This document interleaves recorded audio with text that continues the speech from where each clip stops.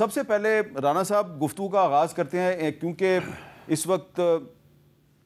Focus جو ہے وہ نیو یارک ہے. ہم نیو یارک پہ بعد میں آئیں گے, پہلے ہم اٹلی چلے جاتے ہیں کیونکہ اٹلی کا جو سمندر ہے اس میں اس وقت ایک بحری قافلہ جو ہے وہ غزہ کی ناکہ بندی کو توڑنے کے لیے وہ غزہ کی طرف گامزن ہے. اس قافلے میں پاکستانی بھی شریک ہیں جن کی قیادت جو ہے وہ سابق سینیٹر مشتاق احمد خان صاحب کر رہے ہیں, اور کل رات کو انہوں نے یہ بیان جاری کیا ہے, کشتی سے انہوں نے بیان جاری کیا ہے کہ ان پر اسرائیل نے حملہ کیا ہے. کیا کہا مشتاق صاحب نے, ذرا سنتے ہیں. زائنسٹ اپارٹھائڈ ریشسٹ ٹیررسٹ اسرائیل کی ناجائز ریاست نے ہمارے اوپر ڈرون اٹیکس کیے. گلوبل سمود سہیلا جو کہ ایک پیسفل لیگل ہیومینیٹیرین موو ہے, اس کے اوپر ڈرون حملے کیے گئے. یہ سب سائیکولوجیکل وار ہے, ہمیں ڈرانے خوفزدہ کرنے کی کوششیں ہیں, لیکن ہم روکیں گے نہیں. میں وزیر اعظم شہباز شریف سے جو اس وقت امریکہ میں ان سے بھی اپیل کرتا ہوں کہ وہ اقوام متحدہ میں OIC میں تمام ڈپلومیٹک چینل کو متحرک کرے اور تمام انٹرنیشنل فورا پر اس مسئلے کو اٹھائیں. یہ OIC کا فرض تھا. جو کام ہم کرنے جا رہے ہیں وہ نہیں کر رہے, ہم کر رہے ہیں, تو کم از کم اس کو پروٹیکشن دو. تو رانا صاحب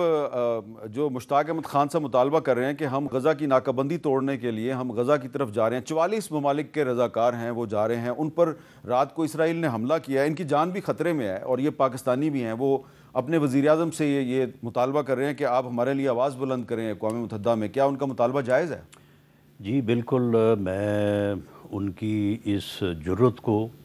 اور انہوں نے جس یعنی عمل کا انہوں نے مظاہرہ کیا ہے اور اس میں اپنی جان کو بھی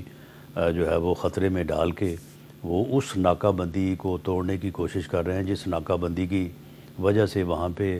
بچے لوگ بھوکے مر رہے ہیں. بھوک سے یعنی وہاں پہ جو ہے وہ بہت سینکڑوں کی تعداد میں جو ہے وہ اموات ہوئی ہیں, شہادتیں ہوئی ہیں. تو بالکل میں ان کے اس موقف کی جو انہوں نے بیان کیا ہے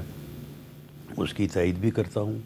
ان کے لیے دعا گو بھی ہوں کہ اللہ تعالیٰ ان کو عافیت دے. تو باقی جہاں تک نیو یارک میں وزیر اعظم پاکستان کے اس مسئلے کو اٹھانے, اس کے اوپر بات کرنے کا تعلق ہے, تو انہوں نے کوئی کسر اٹھا نہیں رکھی. انہوں نے وہاں پہ جہاں بھی ان کو موقع ملا ہے انہوں نے فلسطین کے مسئلے کو بڑی شد و مت سے, بڑے بھرپور انداز سے جو ہے وہ اٹھایا ہے. اور جو کل جو ڈونلڈ ٹرمپ ہے امریکہ کے صدر, جو انہوں نے بات کی ہے, دیکھیں اس قسم کی جو کوششیں ہیں, اس قسم کے جو بیانات ہیں, یہ جو ہے وہ ٹھیک ہے, بظاہر معلوم ہوتا ہے کہ شاید ظلم میں کوئی کمی نہیں آ رہی یا ظالم کو کوئی فرق نہیں پڑ رہا. نہیں, فرق پڑتا ہے اس سے, اور یہی وہ وجہ ہے کہ ڈونلڈ ٹرمپ بھی کل مسلمان ملکوں کے سربراہوں کو اکٹھے ملنے پہ اور یہ بات کہنے پہ مجبور ہوئے ہیں کہ جی آپ بھی بیٹھیں اور آپ جو ہے وہ اپنی افواج بھیجیں اور وہاں سے اسرائیل کا انخلاء ہو اور وہاں کی ڈیولپمنٹ میں جو ہے وہ آپ حصہ ڈالیں. تو یہ چیز وہاں پہ جو اس وقت ڈسکس ہو رہی ہے, تو اللہ کرے, ہمیں امید ہے کہ یہ بات آگے بڑھے گی اور فلسطین میں ہونے والا ظلم جو ہے اس کا خاتمہ ہوگا. جی سینیٹر علی ظفر صاحب, آپ انٹرنیشنل لاء کو بھی سمجھتے ہیں, یہ بتائیے کہ اگر یہ گلوبل فلوٹیلا جو 44 ملکوں کا ایک بحری قافلہ ہے, اگر اس پر اسرائیل حملہ کرتا ہے جیسا کہ وہ پہلے بھی حملہ کر چکا ہے, تو آپ کو لگتا ہے کہ اس پہ یونائٹڈ نیشنز جو ہے وہ کوئی صرف مذمتی بیان جاری کرے گی یا ان کو بچانے کے لیے, ان کی سیکورٹی کے لیے بھی کوئی ہم عملی اقدامات کر سکتے ہیں؟ جی پہلے تو میں سمجھتا ہوں کہ بہت ایک جرت والا فیصلہ اور دلیر فیصلہ ہے جس میں گئے ہیں ہمارے سینیٹر مشتاق صاحب اور اپنا قافلہ لے کے گئے ہیں وہ, اور یہ حکومت کی ان کو پتہ تھا, حکومت کو بتا کے گئے ہیں. تو ایک حکومت کی ذمہ داری بالکل ہے جو وہ فرما رہے ہیں کہ شہباز شریف صاحب جو پرائم منسٹر ہیں اور جن کا آئینی ایک ذمہ داری ہے کہ وہ اپنے ہر شہری کا تحفظ کریں, تو ان کو یہ ریز کرنا چاہیے. بالکل ان کو یونائٹڈ نیشنز کی اسمبلی میں بالکل اس کو کہنا چاہیے, بتانا چاہیے اور اس کو کنڈیم کرنا چاہیے, اور یونائٹڈ نیشنز کو کہنا چاہیے ان کو کہ اس کے اوپر ایکشن لیں. اب جہاں تک بین الاقوامی قانون کا تعلق ہے, یہ اس قسم کا حملہ جو ہوتا ہے یہ ٹیررسٹ ایکٹیویٹی کی مد میں آتا ہے. تو یقینی طور پہ جو ہر قسم کا بین الاقوامی قانون ہے اس کو ایک اسرائیل اس کو بالکل رد کر دیتا ہے، اس کو نہیں مانتا. اور یونائٹڈ نیشنز میں جب بھی کوشش کی گئی ہے کہ کوئی ریزولوشن پاس کی جائے تو یونائٹڈ نیشنز میں کوئی نہ کوئی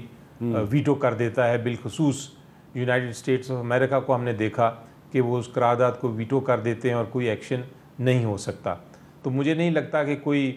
ایکشن لیا جائے گا یونائٹڈ نیشنز کے فورم پہ، لیکن اس بات کو بلند کرنا، آواز بلند کرنا ان لوگوں کے لیے جس میں پاکستانی شہری ہیں بالکل اور باقی لوگ بھی ہیں، اس کو ضرور پرائم منسٹر کو یہ کرنا چاہیے. اب ایک اور بڑا انٹرسٹنگ ڈیولپمنٹ ہوئی ہے گزشتہ دنوں میں کہ بہت سارے ممالک نے فلسطین کو ریکگنائز کر لیا ہے، یعنی ایک فلسطین کی اسٹیٹ کو ریکگنائز کیا. اس کی وجہ سے